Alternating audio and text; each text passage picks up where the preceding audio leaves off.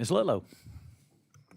Thank you, Mr. Chairman, and thank you so much, Secretary Kennedy, for being here with us today. And I'm so grateful for your efforts to make sure our federal health system is laser focused on creating a healthier, more prosperous America. And my home state of Louisiana has embraced the MAHA movement, including a lot of concerned mamas out there. I'm one of them. And I'm so eager to hear from you on how we can best support your mission moving forward. And I'd love to talk about how we can work together to improve women's health research. As a woman, a mother, a member of Congress, I am deeply concerned about the longstanding gaps in research and care that affects women's health. I hear from women daily about how a simple blood test or routine screening could have prevented debilitating cancers, stillbirths, preventable diseases, and the high price tag that comes with the treatments for these diseases. In just my state this year, we can expect close to 30,000 new incidences of cancer, including 4,230 new incidences of breast cancer and 210 new incidences of cervical cancer. Louisiana's 5th congressional district already sits higher than the national average for breast cancer deaths. Yet women are still underrepresented in clinical trials. The unique biological health factors that impact women's health are too often an afterthought rather than a priority. We have made some progress with programs such as the CDC's National Breast and Cervical Cancer Early Detection Program, which has provided access to life-saving prevention and early detection services for women in underserved areas, and the Pregnant Women and Lactating Women Advisory Committee to address this gap in clinical research. But I know more work can be done. Secretary Kennedy, what specific actions will the department be taking to build on these existing programs and ensure that research funding, policy direction, and implementation reflect the full scope of women's health needs? Yeah, I want to thank you, Congresswoman, and also take note of a fact that there was one of the canards that has been widely reported in the mainstream Democratic Party press is that we terminated a 30-year women's health study at NIH, which was reported initially in the New York Times. The report was inaccurate, really badly inaccurate. We very strongly support that. Jay Bhattacharya, who is the director of NIH, actually has done a lot of his research on that database, and we are going to continue that.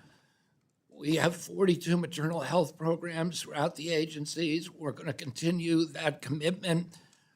That's a multi-billion-dollar commitment, and we're going to continue that. And I'd love to work with you directly to figure out, what we can do more to make sure that that we have great detection, that we have great diagnosis, early detection, and prevention.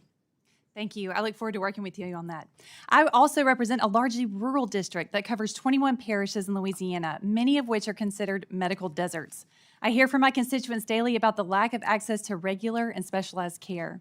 My district is part of the Delta region along the Mississippi River, and within the Delta, there are a number of types of cancers and chronic illnesses on the rise, and there seems to be little success in slowing the morbidity rates down. The 5th district also ranks worse than the national average in cardiovascular disease deaths, kidney disease, and diabetes deaths. This is only one part of the long history of the Delta region having poorer health outcomes than the rest of the nation. Secretary Kennedy, what initiatives are the agency planning to implement to improve health outcomes in the Delta region, and how can Congress partner with you to ensure that these plans come to fruition for our rural healthcare deserts? Congressman, this is a priority for me during this administration, and I made that commitment to many of the senators who voted for my confirmation. It was probably the most commonly repeated concern about rural health and the decline in opportunities in rural health. We have programs at HRSA to increase personnel and frontline responders and frontline treatment personnel in those districts, which is there are chronic shortages of doctors and nurses who want to move to those areas. We are going to make sure to continue to support rural hospitals and healthcare centers.